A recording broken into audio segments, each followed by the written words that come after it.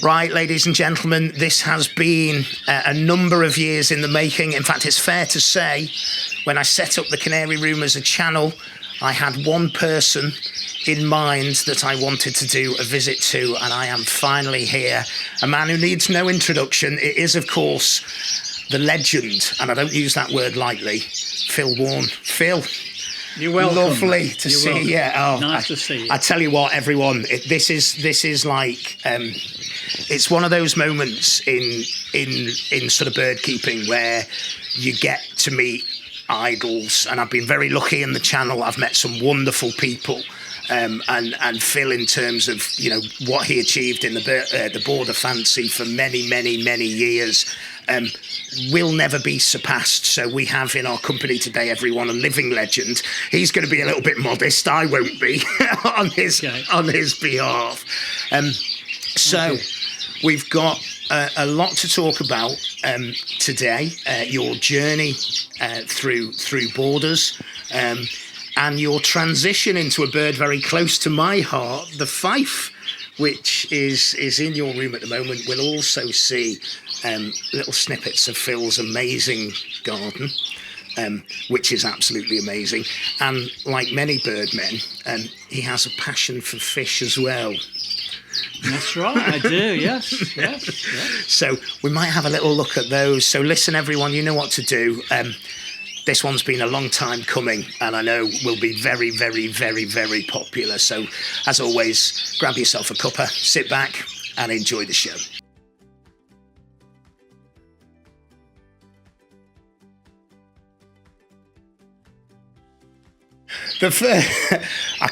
I don't know where to start, really, everybody. So, I guess we'll start at the beginning, Phil. So you have, I think we talked upstairs before, I think 23 best in shows at the all border, British border, won pretty much everything there is to win, have had the top 7 on numerous occasions. I think you, and I don't say this lightly, you set the standard with the border breed in terms of the quality of birds that you were producing, and not just producing one-off, but producing consistently year in, year out over 5 decades, which is probably a bit more than that, yeah. Which is no mean feat, but it began, Phil, from very humble beginnings. I think it's fair to say your love started a couple of summers ago in above a pet shop. Is that right? That's right. I was born into the pet trade. My mother and father had 2 pet shops, and I just learnt to love animals and birds right from the start.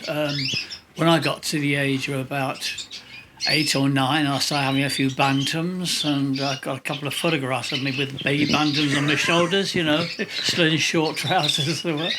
And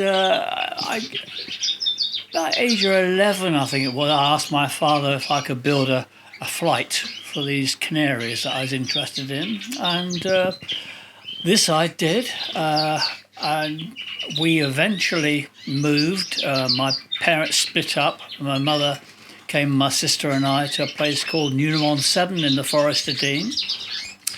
Bought some canaries with us, left them in the coal shed, and I got to know local people that kept birds, and just went around looking and learning from them in the early days. And I think it's fair to say, Phil, that your sort of first foray into exhibiting canaries was well, it sort of set the tone, really, didn't it, for the future 50 or 60 years? Because you were talking before about Harry Hughes. Is that right? Have I got? Yeah. So we went to Newnham-on-Severn. I didn't know much about farm work, but I went to work on a farm. It was something like 5 o'clock in the morning to 11 o'clock at night, something like to £3 a week. And it made a man of me, I must admit. Then we moved to Gloucester, and in Gloucester, I went round to see different people, and I'll tell you an amusing story there once. I went to this man that everybody knew had a few birds, and he was a grave digger. And I was told that when I went to knock on his door, a lady came to the door and said, oh, he's working down in the cemetery. So I went down the cemetery and I asked him what his name was. I said, you got a few canaries. He said, what, do you want some then? I said, yes. He said, okay. He said, I'll just put my spade away and come down and you can sort something out. And we went to the back of this garden and he said, I'll get in the shed. He's in the aviary, he said, and he said, I've got a net. You just point out the ones you want. He said they're about 30 shillings each or something like that. There's a couple of really nice birds there, and I pointed to these birds and took them and had quite a decent breeding season with them. Anyway, I got to meet a couple of chaps and in Gloucester, and one of them introduced himself the same name as this man that gave me these birds, and it turned out to be his brother who's selling his birds off. So I bought, and this bloke went absolutely, I should kill him, he said. I wonder where the best bird had gone to, and you took it.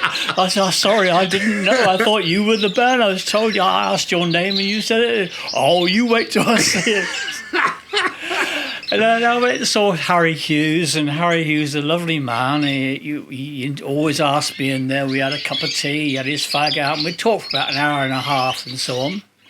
And he said to me, I said, I had a few birds. They were in flight cages rather than single cages. And he said, why don't you show them? I said, well, you'll have to lend me a show cage. I haven't got any. And cut a long story short, he took a yellow cock from me, hand washed it as we did in the old days, and I watched him dry it and rolled it up in a piece of tissue towel and just stuck him along with his Norwich, because he bred Norwich, he's well known for Norwich, in a row, and dried them off with a hair dryer. And anyway, I showed that bird at the English National about 71. It went on to get Best Flighted Canarian Show and Best Flighted Canarian Show. So, you know, I was at the set then and really excited. Just before that, I did a couple of small local shows, and I remember going into one of them, and I couldn't find a bird that I lost a bird, class 77. I said, Harry, I said, have you seen my bird? He said, well, have a look round for it, Phil. It is here. And I walked round again and looked where the class should be. I couldn't find it. I said, Harry, I can't find it anywhere. He said, turn around. So I turned around, and on the staging there was a big plaque around this cage with all these rosettes on. And there it was, my bird was best in your show there. And I got hooked on it then virtually. Yeah. And that, I mean, you know, the sort of the early on success, and it's a hobby, I think, that there are so many different aspects to the hobby, aren't they? Exhibiting is one aspect of it. The husbandry is another. But actually developing that sort of quality and standard of bird. And you had an idea quite early on, didn't you, of the features that you wanted to develop into the border, and you'd seen a couple of examples that you liked. You'd studious, I think we call bird keepers. You were very studious. You studied things. You studied the things that you like and sort of fixed.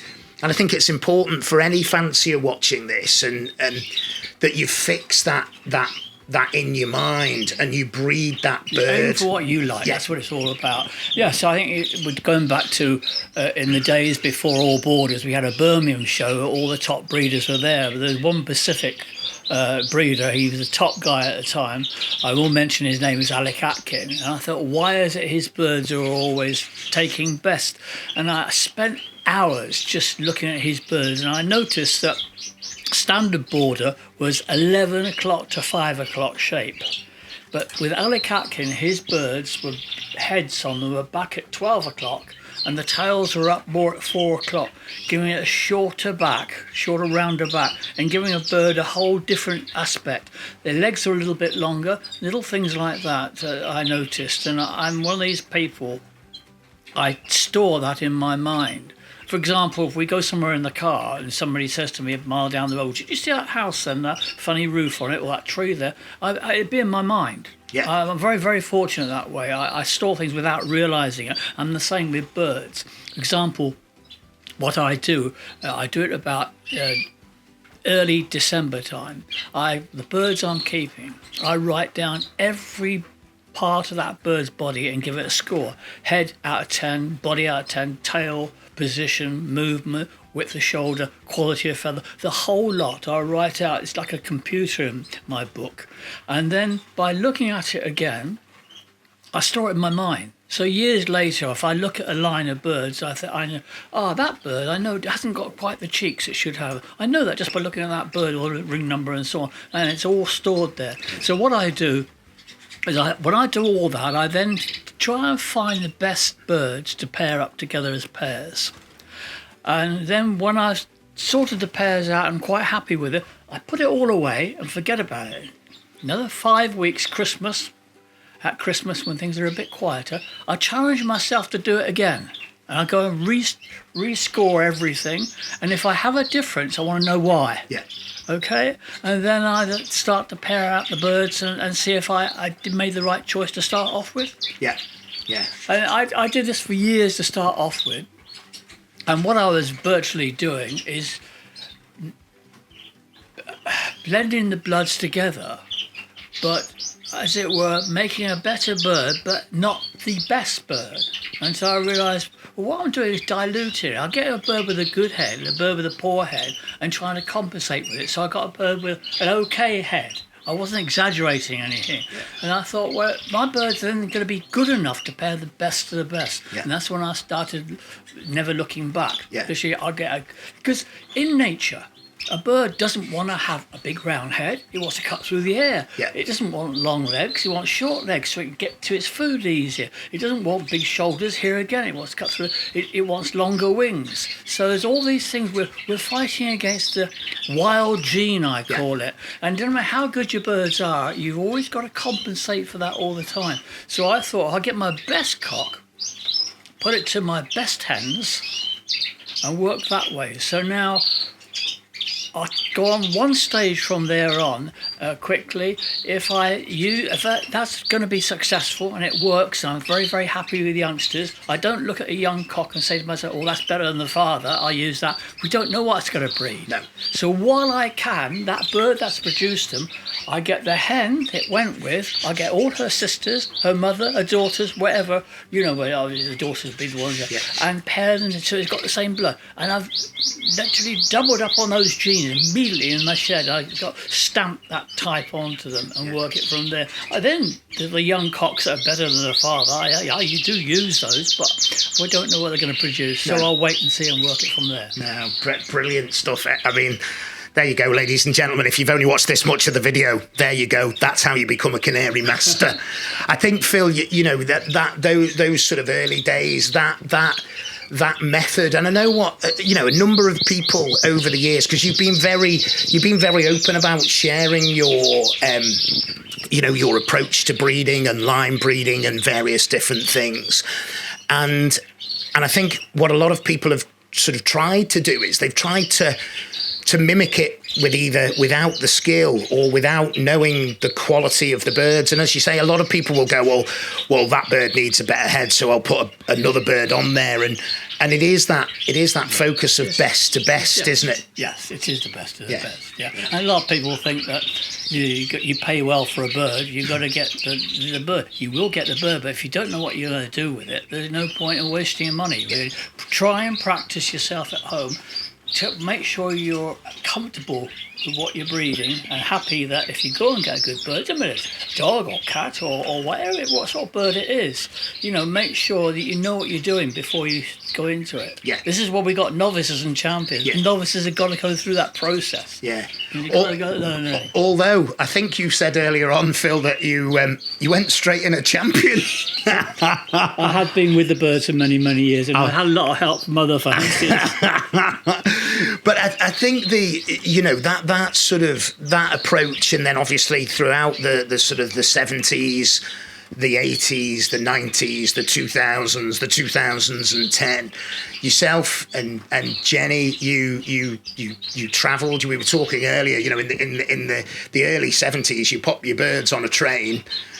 You waited for them to come back, and if you didn't get to the show, you didn't know what you'd done, because there were not great number of phones around there. You didn't know what you'd done until they came back, and you opened the box, and on more than one occasion, you opened the box to a whole host of rosettes. That's right. Yeah.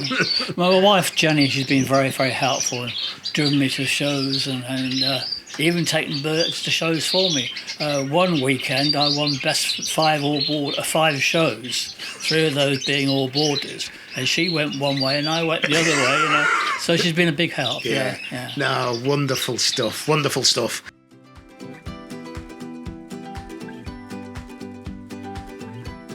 So Phil, we've just chatted a little bit about pairing the birds, and that, you know, there's an art to it, isn't there? There is absolutely. There is very much so an art to it. Yes. So when you've got the foundation of blood and you've got a team of birds established, I always find that by inbreeding with birds, they probably come a little bit delicate. I mean, with boarders, we found that the mums would rather not bother sitting on the eggs. They might sit for 4 or 5 days and lift, or they might not feed the chicks, or they squash the chicks. Now, I remember the very, very first pair of canaries I had, the hens squashed the chicks. And it really, really made me so depressed. I was only a young lad at the time, you know, when this happens. And I think most people give their birds, with the boarders, give their birds too much food. And I've said it many times in my videos in the past before now. A hen's incubation for 14 days, and it's hardly had any food at all, probably what the cock's given her, that's about all. And suddenly those chicks hatch. What do you do? A lot of people blast them full of soft food. And they're not used to it, it's not natural. And I've found in the past I've accidentally mistimed the date when the bird's hatching. And I looked at a nest and there's birds 4 or 5 days old in there, and all they've had is mixed seed. Yeah. So that tells a story, doesn't it? Yeah.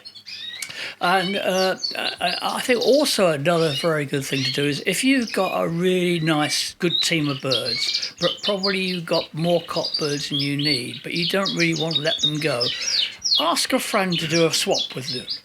And if you do a swap with somebody, that boosts that blood up a little bit more. Try and get your own bloodline back again. And this is what I do, providing, I say, as long as I can have a good youngster back off that, I don't mind, you can have it. And this way people say, oh, you're always asking for a bird back. But that is right, because that actually boosts up the metabolism of a bird. You get birds that want to feed their chicks. Yeah. This is where I started with Fife. It was just a bit of fun to start off with, you know. They all were marvellous, marvellous. They were marvellous, and they still are marvellous. I bred, 60-odd, 65 this year, just like that, back up in May. And only had about 10 hens, you know. So, by doing this with your mates and somebody you can trust, then you're going to boost it up. And anything we can do to help, as you know, is like inbreeding with dogs and cats. They come into all sorts of problems, haven't they, these days? And the boarders are running into the same thing virtually. They got lazy and, you know, genetically along the line somewhere we've increased this business of deserting. And what I've had to have 3 incubators in here and a load of Fifes to feed mine. You know, it's hard work. That's sort of part of the I guess the challenge, isn't it, of keeping the pedigree and not diluting it, because as you mentioned earlier, you know, that sort of go back to the wild type, and you don't, and sometimes you don't see it in the following generation, but you see it 2 or 3 generations down the line, and you're thinking, where does that come? And then, you know, you look back at your records and you think, it comes from there. It's a good idea to write things down, because you can read those back when you've got a spare minute, look through it and remind yourself, maybe you've forgotten, you know, but that family have spread tails, they're not very good with the tails, that sort of thing, or that family might drop a wing. That's all that sort of thing you write down, you know. You don't write down, you think you're clever and remember it all, it don't work. Not unless you no, it doesn't work with me anyway. No, it certainly doesn't work with me either, Phil. I go into the shed sometimes and I think, what was that bred out of again? And I used to know, but no, I don't. So, and I think that's sort of, you know, an important point, isn't it, of that, the friendships in the hobby, and there's a lot of good friendships, but actually working with other breeders and sort of expanding the genetic pool that will allow you to pull back in when you need to. And I think, you know, those relationships are built on trust. I'm fortunate, as you know, and everybody watching the show knows, I've worked with Gerald's birds for 20 odd years, and we've gone in partnership this year, but birds have gone between both sheds for the last 15 years years or so, and that's given us that sort of, right, well, I can pull back from this, or you can pull back from that, and that's important to keep that vitality, isn't it? It is, yeah. No, wonderful. So when we'll sort of canter through the decades, and you've already alluded to it, you have the legend, the border legend, Phil Warne has just in the last week said goodbye to his borders, and you've had Fife for a number of years, and you've sort of started that transition now to the Fife Fancy, and you must see, with the sort of the jaunty nature of the Fife, you must see a little bit of the older borders that you remember, and the jaunty borders that you were showing. You must see that in them. That's a must for me. Yeah. I mean, a bird must speak to me, just the way it moves, you know. And the Fife, they're friendly little things. In a minute, I'll show you what I do. I just play around with myself and the birds, just the two of us. I've got a little flight over here. They come on my hands and feed. I think I put it online a couple of times before. And that's the nice thing about them. I've been in and out of hospital the last couple of years, and it's finding somebody to look after the birds. So I can just stick the bird in the flight. I've taken a load of birds down to a friend to look after for me, and it's very, very handy. We can't do that with borders. No. They take much more time, and I haven't been able to do it. No. And if I'm not spending the time with them, that's one thing I would say to any bird lover. You know, if you're going to keep birds, make sure you spend the time with them. Yeah. You can't just sort of give them food and think, oh, the breeding season coming around now. Just remember, you buy a bird from a good breeder, by that bird being inbred, it's going to start needing more loving, as it were, more time. When they lay eggs, all the calcium goes out of them. They come round to producing a molt, and they get rid of all the feathers and new feathers. It really drains the bodies. And then in February, March time, they start wanting to go to the nest. It's no good leaving it all to the last minute. You've got to build them up through that molt, especially a pedigree line. Yeah. It's very interesting. I mean, people tell me, oh, I get my birds. First year, I breed loads out of them. Second year, nothing. That's because they drain them. You know, pedigree stuff, you've got to look after. Just got to get that little bit of extra time. Clean water all the time and that sort of thing. And I think it's really important, Phil, isn't it? We sort of talk about sort of husbandry and you know, that's in the seeds, the additives. I know I've watched some of the videos of yours from a few years back, and the sort of, there is a methodical nature to the regime, isn't there? Nothing is done without understanding first and foremost what value it's going to add, and then secondly, if it's done consistently. There's, like you say, there's no point just throwing a bit of egg food in there and hoping everything will be okay. It's almost like you've got a room of racehorses, and you wouldn't just give them a few little bits of grass, would you, and expect them to go and win the national or the derby or whatever. Well, that's it. Canaries in the first place were discovered because they took them down in pits. Now, all accounts, they took sparrows, starlings and blackbirds and all sorts, but canaries, they found out whether canary passed down the pits, it inhaled some sort of poison in the air. If you can get a miner to canary, the pit surface, it will recover. So they are that little bit more sensitive than other birds are. And this is something we've got to consider. We've got to just be a little bit more careful, I think, with the birds and spoil them a bit more. Yeah, well, they deserve spoiling. And you mentioned again, you talk about the sort of it becomes there's a great responsibility in keeping any livestock, and that's something that people need to understand before they get into it. But also, it's also a great commitment, not just from yourself, but from the family as well. So we were talking before, and for any of you who've had the pleasure of coming to Phil's, the gardens are incredible. And you've built a little oasis at the top. We've talked about the koi, but you built a little oasis at the top, but that's been at a sort of a cost of not going away in the summer and not doing all those things. Exactly. So people, I think we know, and we're not going to talk about it in any great depth. We know that there's, unfortunately, like many areas of the hobby, there's a lot of jealousy around, but actually, when you look at the commitment, the dedication, and the sacrifice that you make to get where you've got to and what you've achieved, it's not, you know, it's like Olympians don't just get up and think, well, unless you're the Turkish shooter who by all accounts just went and won a silver medal. But Olympians in the main, they put the hard yards in and they make the sacrifices, and this is a 365 day a year hobby, isn't it? Yeah, absolutely. Yeah, I mean, my trade when I first started work was a car that had a garage. I'm a Ministry of Transport tester, engine tuner, and I had people queuing up waiting for Phil Warne to tune their car up, you know, because I was just so I knew everything literally about it. Yeah. So I made nice little bit of money from that and able to buy my own house in the end. So yeah. No, wonderful.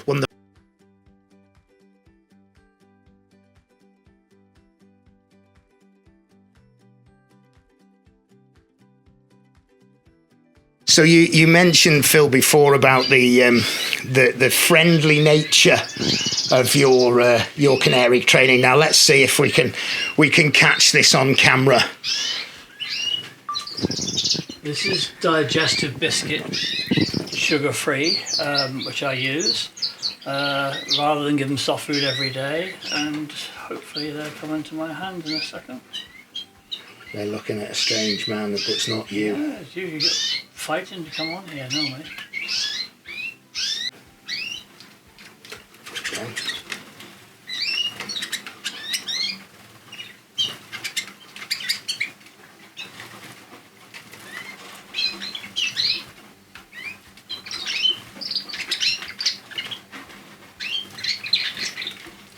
I'm offering them broccoli and sugar-free digestives. I find that instead of giving them soft food every day, in this time when they're molting, the digestive biscuit, they really love it. In fact, you put pieces in there, within an hour it's all gone. So they spend good time just playing around with it. And there we are. Wonderful stuff. Wonderful stuff. One of the things that I mean, it's an enclosed room, and there is I think, is that a window? Louver windows. Yeah, louver windows there, but they're obviously covered.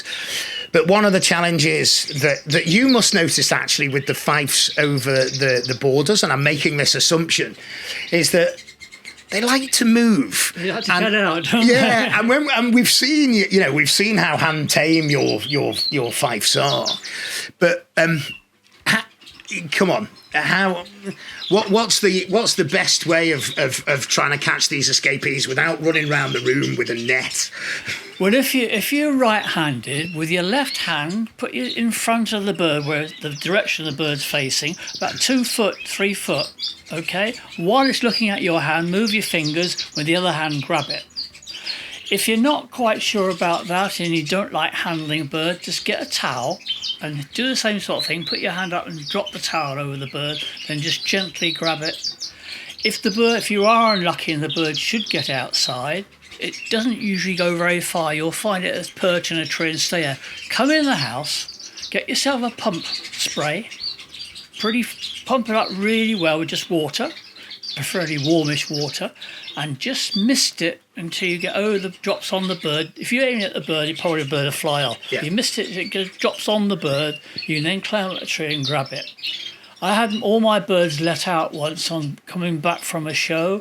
These lads thought they'd be very, very clever to this girl who went for a job interview in Oxford.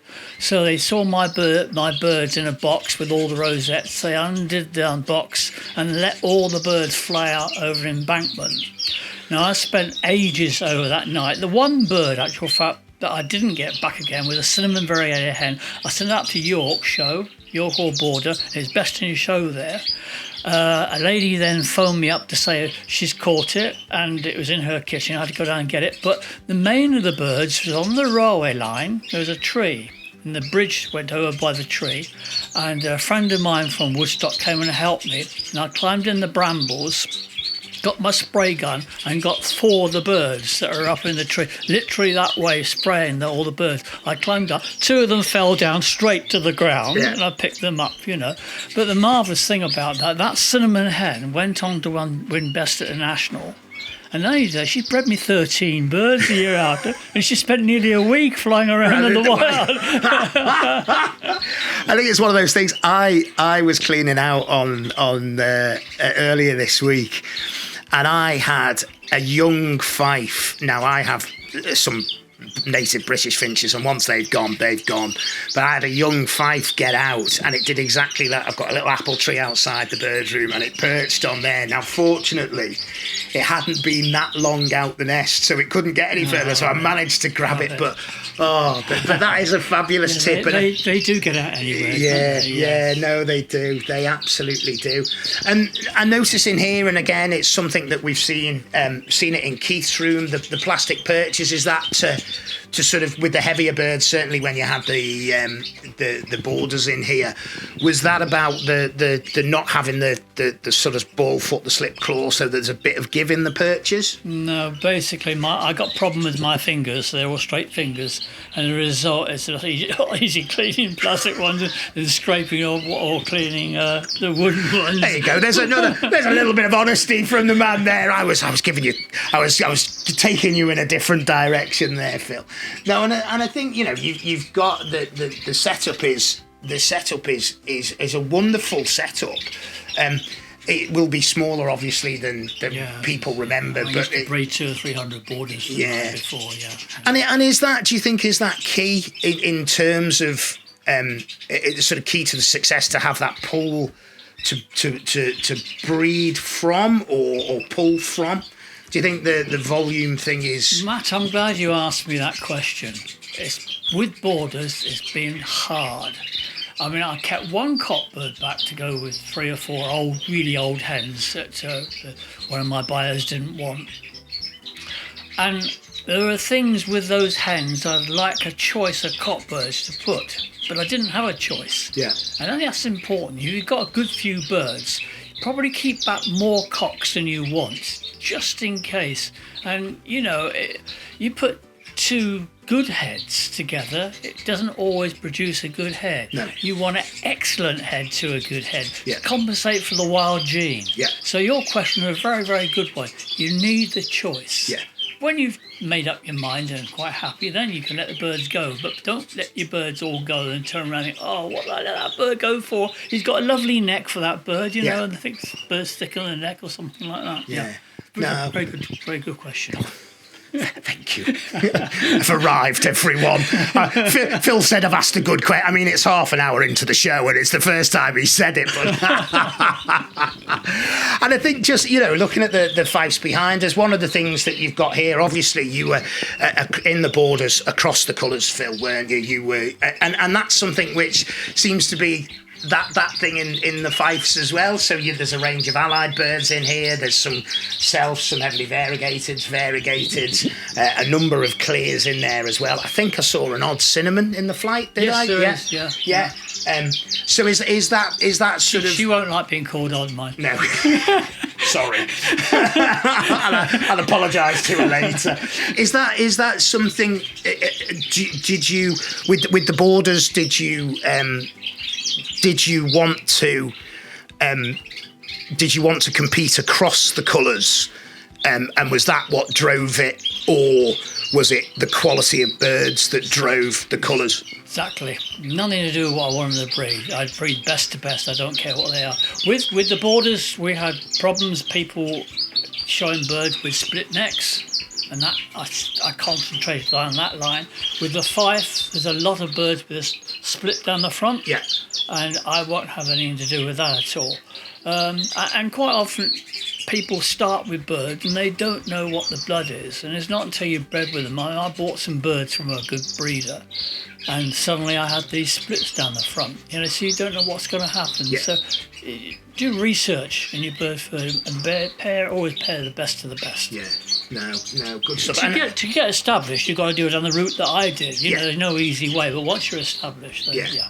And I think that's the thing. I think I'd always look at it and, trying to establish and you want to be the natural sort of competitive element of you want to sort of compete across. But it can be hard sometimes, particularly if I think about the Fifes, I think about the cinnamons. Now, there have been some good quality cinnamons, and you've talked about your border, your escapee, your Alcatraz border.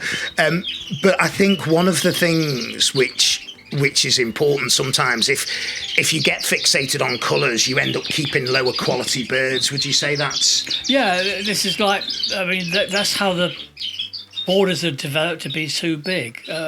People are fixated, like you say, but on size. They walk on my shed and the first thing they say, Phil, I want a good stock bird, biggest bird you've got. They don't say, Phil, I want the smallest bird. You never say that. Yeah. So immediately the size of the bird gets in their heads. They take it home with them. They love the bird. I'll put it out at the show. So-and-so, where do you get that from? And it goes on like, we all want bigger birds. There's a judge once said to me, a good big one always beats a good small one. But we have to get back to the convention ruling of the size of the bird and not go over that. The border at the moment, it's got ugly big. It doesn't move. It's lost its appeal. Yeah. And nothing to do with money like that. It's because everybody loves big birds. Even judges put big birds up. You know, when I judge, I don't put big. I just go for the best bird. And people say to me, "Well, that's not. You've got a small bird first, and a bigger bird, and a small bird, and a big bird, and a small bird." I said, "I'm judging the best, the second, the best, and so on." Yeah. I don't try and get a whole line of a lot of judges do, or big birds or small birds. No, that's not the way to do it. Yeah. You know, and that's what it is. They say you can get obsessed with certain things. And I think that's the sort of the challenge for all of us, isn't it? Is that there is that sort of fixation on certain elements, whether it's size, whether it's colour, whether it's a strong head, and I think what we all sort of the responsibility of us as stock people in the first instance is to be really quite honest with ourselves and say, okay, well, you know, I have a natural preference for X, but actually if I get too fixated on just that one feature, then I end up breeding Frankenstein. So, you know, I've got a bird which has got an over-exaggerated feature, which might be an appealing feature, but I miss the rest of the bird. Exactly, that can be easily done, yeah. It's very easy to get obsessed with certain things, So, I mean, we've got to try and keep to the standard. If you go to a show and you're judging a show and you say you're judging a Fife, and you take that out as your best in show, and you're competing at a national for best Norwich, best Yorkshire, and somebody comes up to you and says, I'm not having your Fife, it's got a split down the front. Yeah. Yeah. You know what I mean? Yeah. What, you can't argue. No. I mean, I said the last show I did, it was Stratford-on-Avon, and I took somebody's bird out as the best, I can't remember, it's the best novice or whatever it was now, but other people come up and they brought a goldfinch up, and I said, well, look at the blaze there, it wasn't a black around the blaze, and I was taking every bird that came up apart. And they said, I'm not coming up here again. I got best in show with it in the end, because my bird was faultless, you know, but I can see, I mean, a Gloucester man came up and he had the crest, they had a big hole at the back here. I said, I hadn't noticed that, he said. He was just focusing on one thing, you know. So, we got to get it right. I think it's up to the convention, with the Fife, I don't know, but the convention to sort of sit down, get together, and have a chat about what's happening. I think one of the things, whether it's in the Fife or the Borders or the Gloucesters or, you know, any of the hobbies that we are in, that there's a real responsibility for the people who occupy the committee positions to, and it's going to sound a little bit tough, but there's a real responsibility for those people to sort of put personal preferences aside, because they are in there as a representative of the hobby, and to actually look at what's the best thing for the hobby moving forward. And exactly, yeah. And I think beginners especially, they'll look at the wording. For example, we're discussing the back of the bird could be on the shoulders, and they think, well,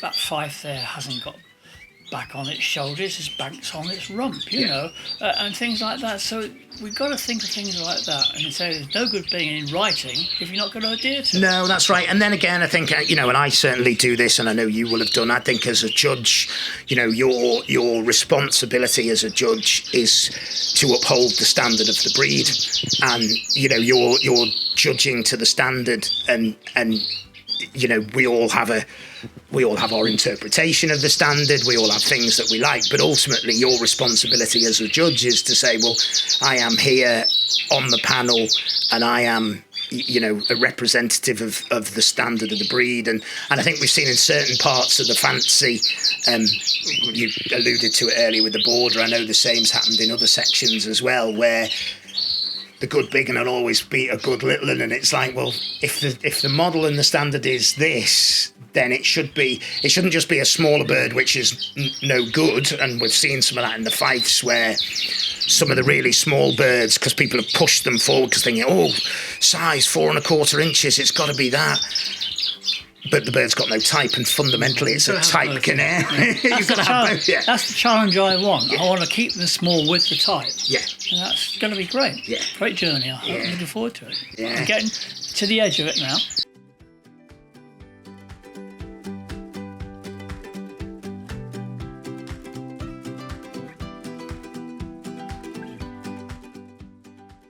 So, Phil, we will talk a little bit more about your sort of transition to the Fifes, but you were in your bird room. It's, I mean, because of the area that you're in, this is no ordinary bird room, everybody. This has a floor above it, doesn't it? And we sat up there and we looked out onto the koi pond. But this is now a sort of reduced bird room from the bird room that you had, and I guess as you know, as the borders have moved on, and you know, you've got the Fifes now, it's more manageable, I guess. Oh, it's very easy. There's no effort at all compared with the borders that I mentioned earlier on. We had to have incubators on the go all the time, running in and out. And in this area, we had a lot of power cuts running around for it. And you've got incubators going, you got problems, believe me. So there's always the problem. To be honest, I just don't have a problem with the Fife at the moment. Probably when the birds get more pedigree, I may do. I don't know, but I'm enjoying it. They respond to me. When I come in here with broccoli, they all come to the flight. I've had them flying on my shoulder, you know, and all over my hands, as you saw earlier on there. They're just friendly little things. Yeah. And I just got a little bit of movement in there. You may have seen some videos I did of a Fife, the white one, and so on there, and they were jaunty. Yeah. Yeah. And that's the thing that, you know, the Fife should, as the border should, jaunty across the perches. It should move, and it should. You can breathe that into them. Yeah, and it should show itself. And if I've got a little shot of the room here. It's fascinating actually, because there's a real symmetry to it, which I think all birdmen are the same in that we have to have things in a certain way. Yeah. But we've got a block of 16 cages, a block of 12, and 12, and then the flight behind, and they're at a lovely height. Not like some of mine, Phil. I'm getting too old to bend down and stuff, but they're at a lovely height. Got lighting in here. We have at the moment turned the extractor off just so it doesn't interfere with the audio, but there's an extractor in here. And then what every good bird man and woman needs is this, which is your eye height, having a little look on the at the birds, and being able to, you know, look at them in the stock cages, and we know that the birds are often their most relaxed in the stock cages, but we know for exhibition purposes, and you mentioned it before, what you want is a bird that gets in that show cage and says, look at me, I'm the champion. Just that edge. Yeah. I'm a class winner, but I want to be one stage on from there. You know, that's what it's all about. And going back to what you were saying about the setup here, I find it very important to have the incoming fan low. That pushes all the stale air that's down, it raises to the top, and extract the fan at the top, take it out. Right, okay. So what I have down here is when the air comes in, this circulates it, filters the air, and then push it out in a different direction. So I've got all the air going around. So I know with borders, we had quite a lot of dead and shell, and quite a lot of people were responding, why is it I get dead and shell? Well, you don't see birds outside in nests getting dead and shell, do you? No. When they're in there in the bushes or wherever they are. It's a lot to do with ventilation.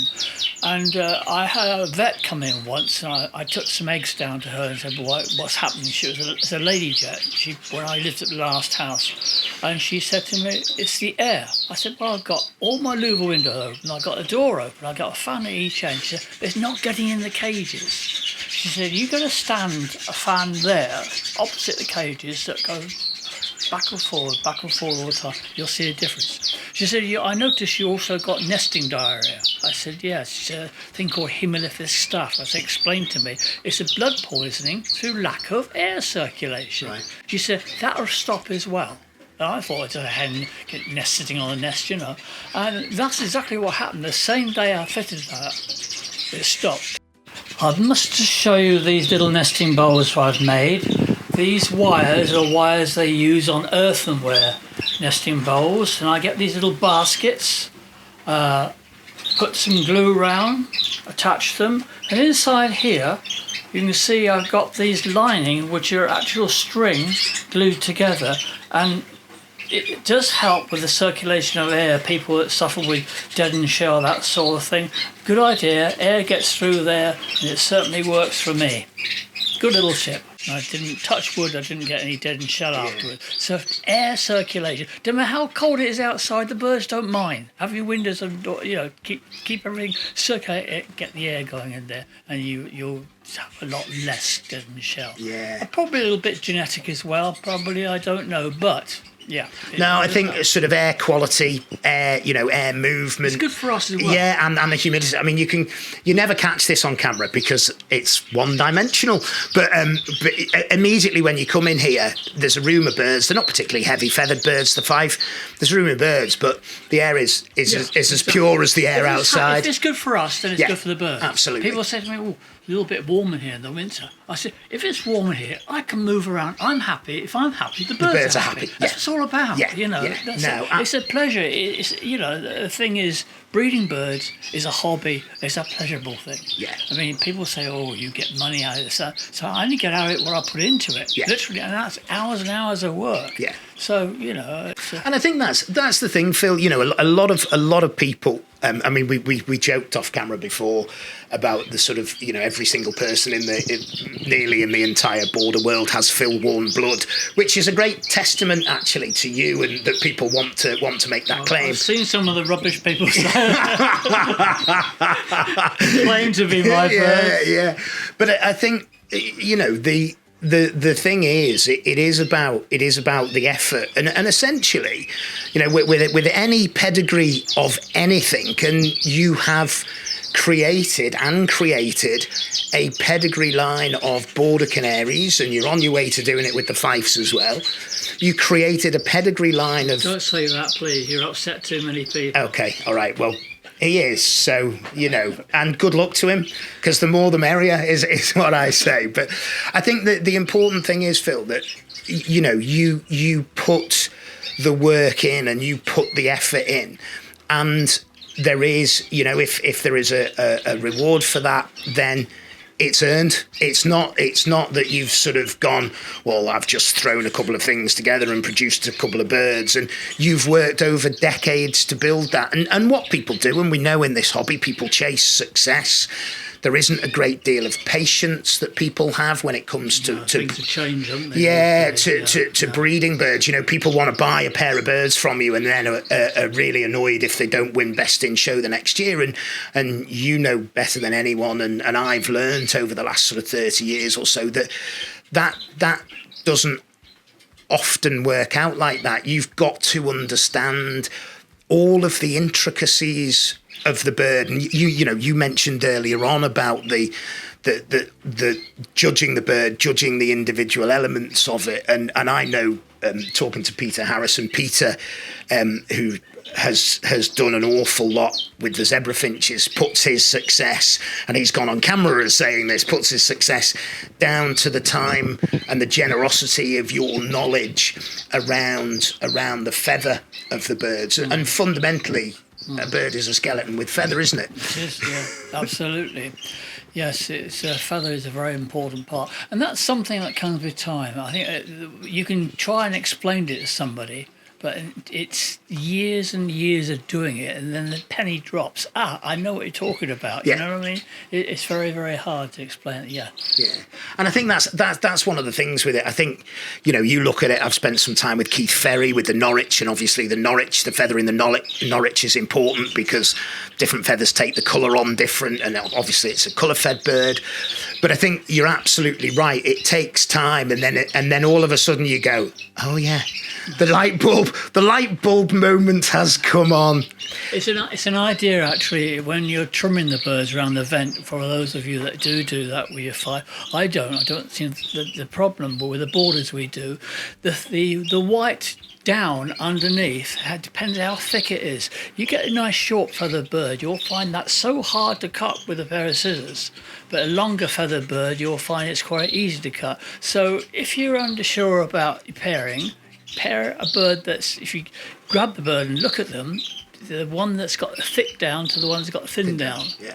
Because usually yellows have got much thinner down than what the buffs have. Yeah. But there's a good guide. Yeah.